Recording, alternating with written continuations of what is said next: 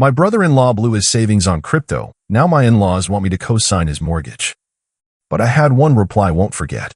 I'm 34 years old, and until 3 weeks ago, I thought I understood exactly where I stood in my wife's family. Turns out I was completely wrong about how far they'd go to protect their golden boy, even when he'd proven himself to be a complete financial disaster. My brother-in-law Kevin has always been the family favorite, the one who could do no wrong in his parents' eyes, while I was just the reliable guy who married their daughter.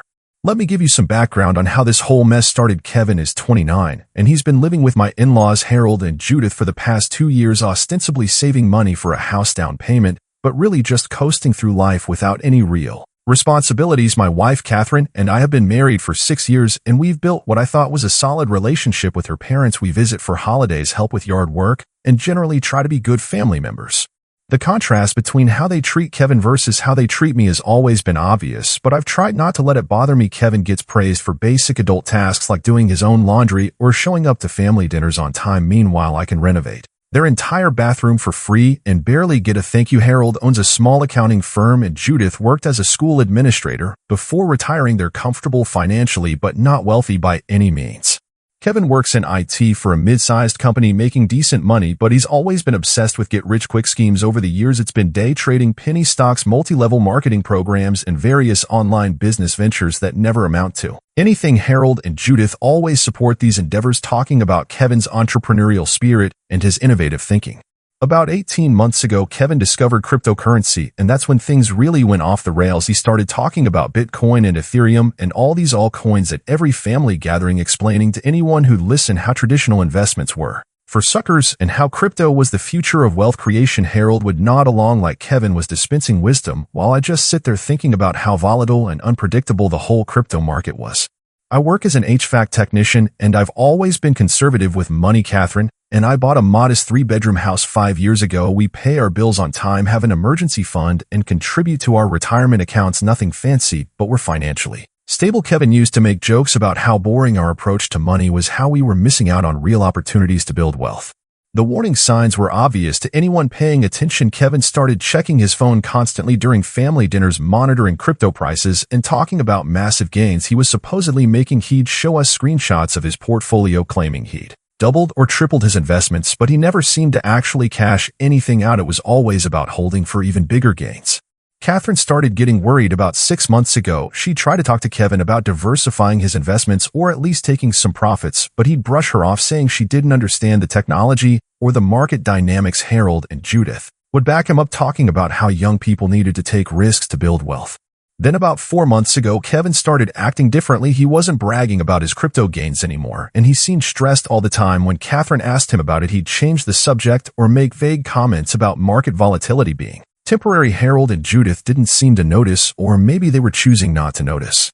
The truth came out 3 weeks ago during what was supposed to be a normal Sunday dinner. Catherine and I arrived at her parents' house to find everyone sitting around the dining room table with serious expressions. Harold looked like he'd aged 5 years since the last time I'd seen him.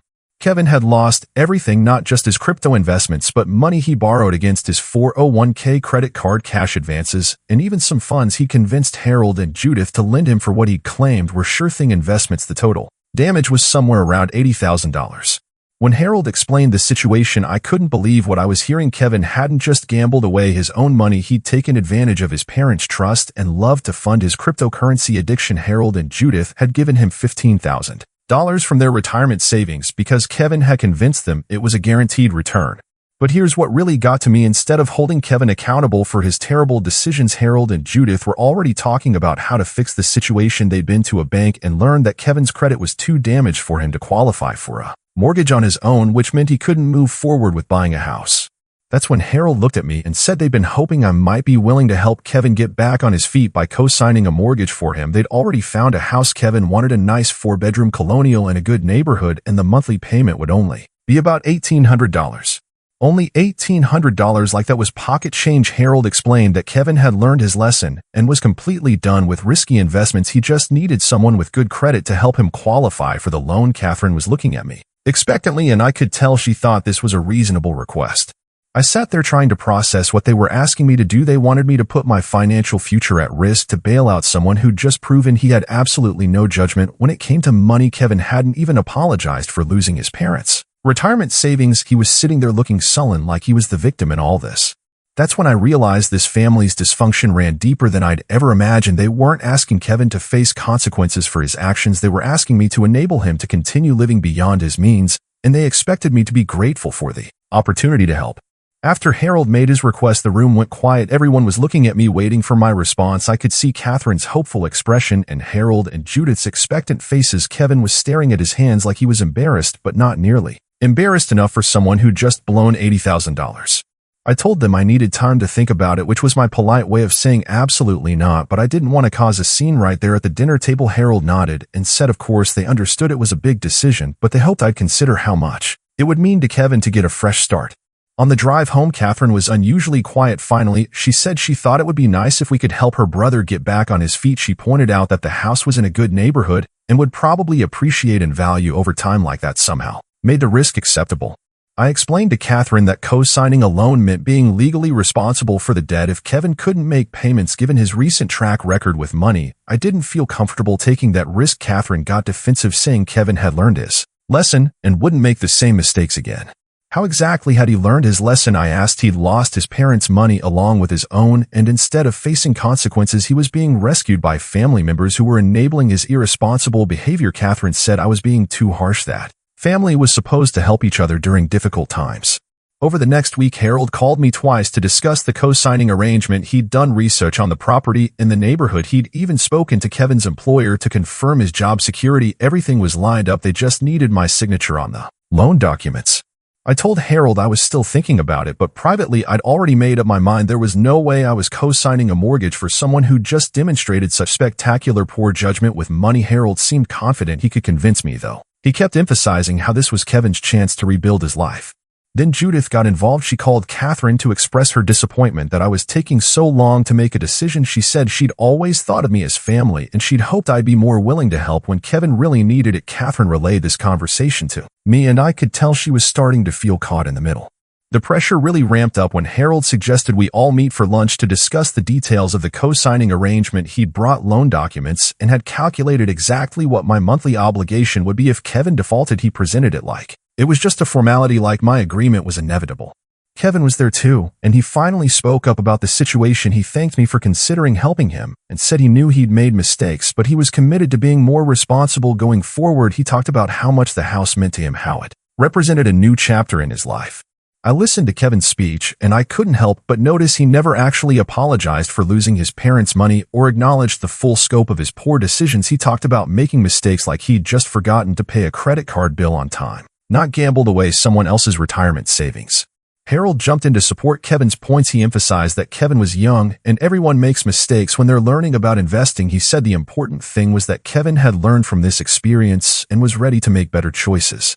That's when I asked Harold what consequences Kevin was facing for losing their $15,000. The question seemed to catch him off guard. He said they weren't worried about the money, that helping family was more important than keeping score. But I pressed the issue, was Kevin paying them back? Was he contributing more to household expenses? Was he facing any kind of accountability for his actions? Harold got uncomfortable and said they were handling that privately as a family. It became clear that Kevin wasn't facing any real consequences at all. He was still living rent-free with his parents, still working the same job, still essentially being treated like the golden boy who'd just had a run of bad luck rather than someone who'd made catastrophically poor decisions.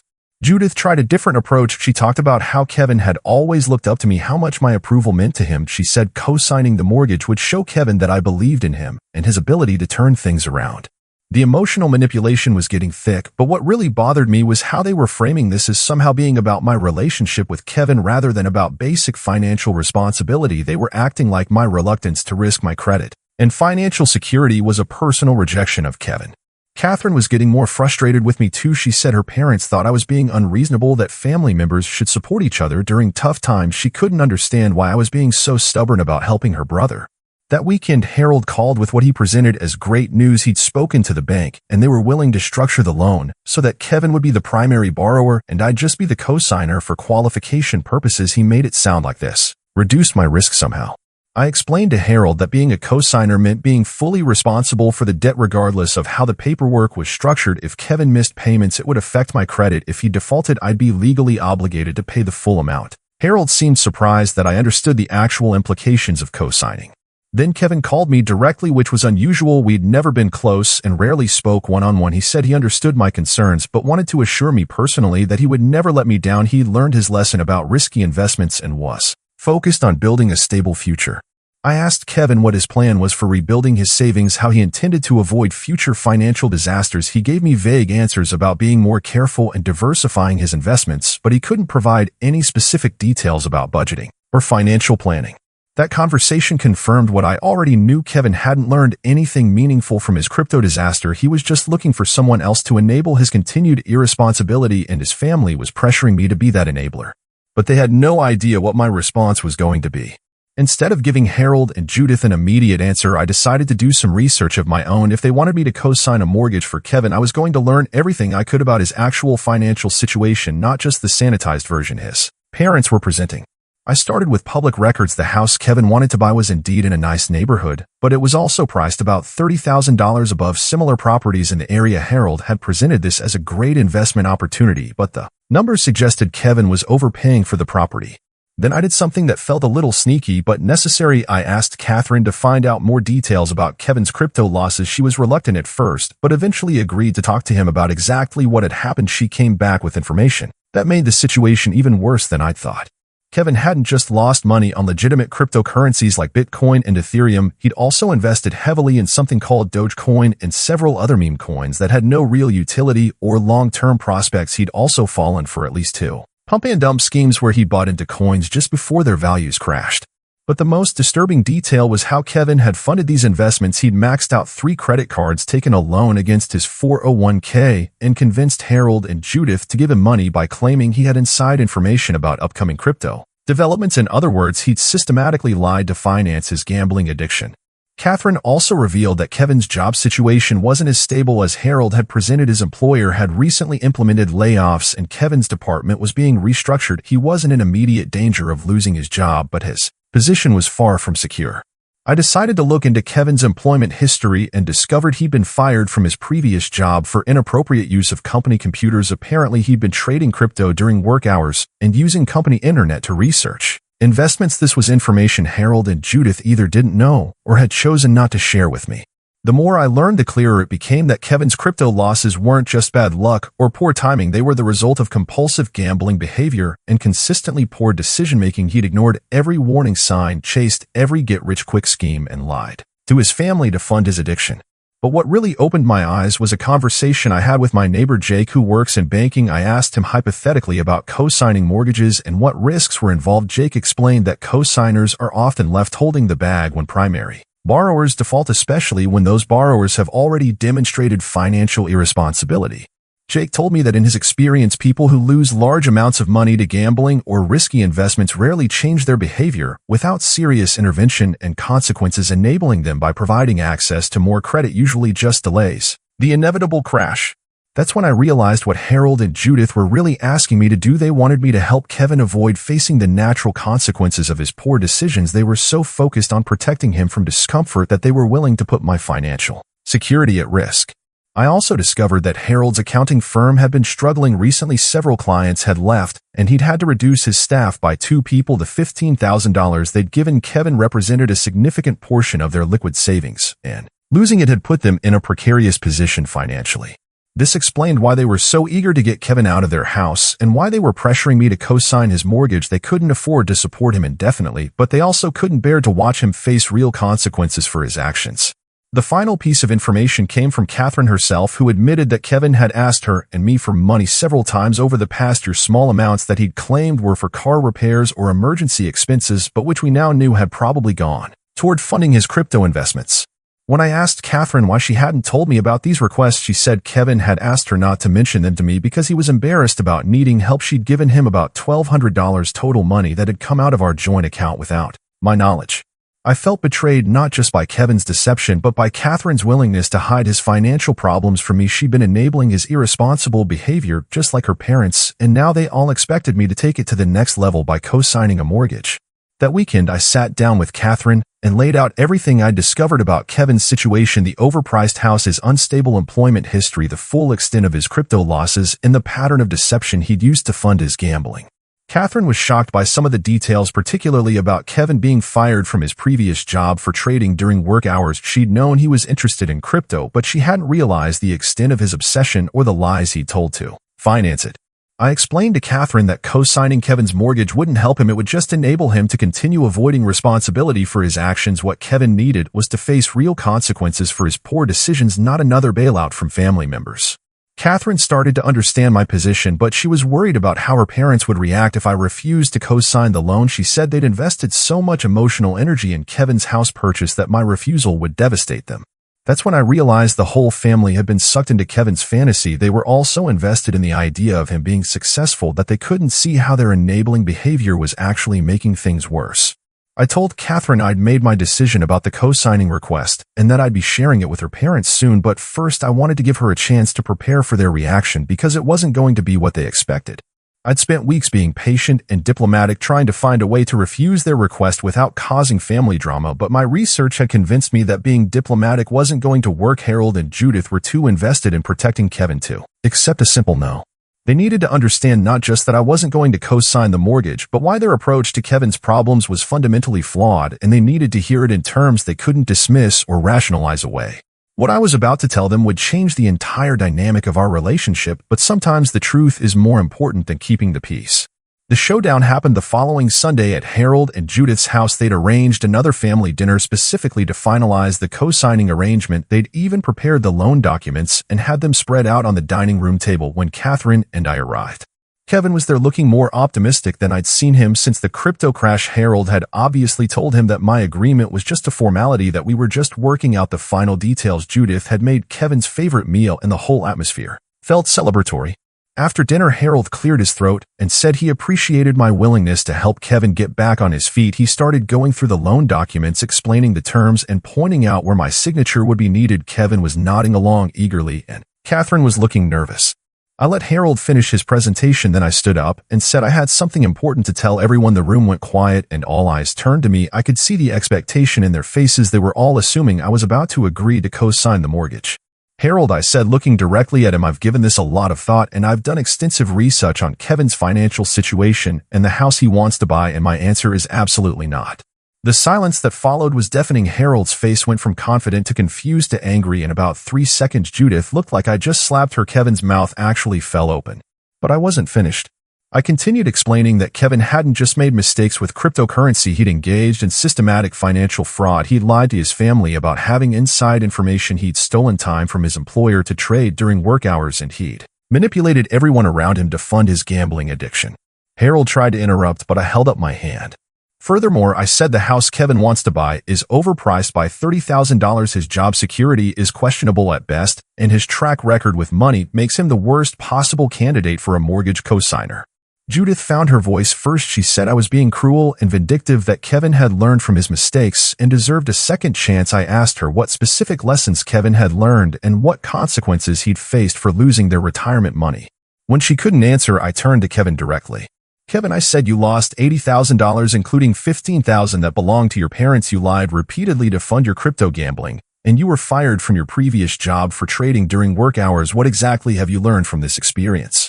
Kevin stammered something about being more careful in the future, but he couldn't articulate any specific changes he'd made to his approach to money or investing. He was still the same person who'd made catastrophically poor decisions, just looking for someone else to enable his continued irresponsibility. I pulled out a folder with all the research I compiled and spread it across the table. Harold, I said, since you're an accountant, I thought you might appreciate seeing the actual numbers. I showed them documentation of Kevin's employment history, including the termination from his previous job, the details of his crypto investments, including the meme coins and pump and dump schemes, and the current market analysis showing the house was overpriced. But the document that really got their attention was a timeline I'd created showing every lie Kevin had told over the past 18 months and every time family members had given him money based on those lies. Harold studied the papers with growing horror. He hadn't known about Kevin being fired or about the specific types of crypto investments Kevin had made. Judith was reading over his shoulder, and I could see her face getting paler with each revelation. You want to know what Kevin has learned from this experience? I continued. He's learned that his family will always bail him out no matter how irresponsible his behavior becomes. He's learned that he can lie and manipulate and still be treated like the golden boy who just needs another chance. Catherine was staring at her brother like she was seeing him clearly for the first time. Kevin was looking down at the table, unable to meet anyone's eyes. I wasn't done, though. Harold, you gave Kevin $15,000 from your retirement savings based on his lies about having inside information about crypto investments. That money is gone forever because Kevin gambled it away on joke currencies and scam schemes. Now you want me to risk my credit and financial security to help him buy an overpriced house while he faces zero consequences for his actions. You want me to enable the same behavior that already cost you $15,000. The room was completely silent. Harold was still staring at the documents, trying to process everything. Judith looked like she might cry. Kevin was sitting perfectly still, like he was hoping everyone would forget he was there.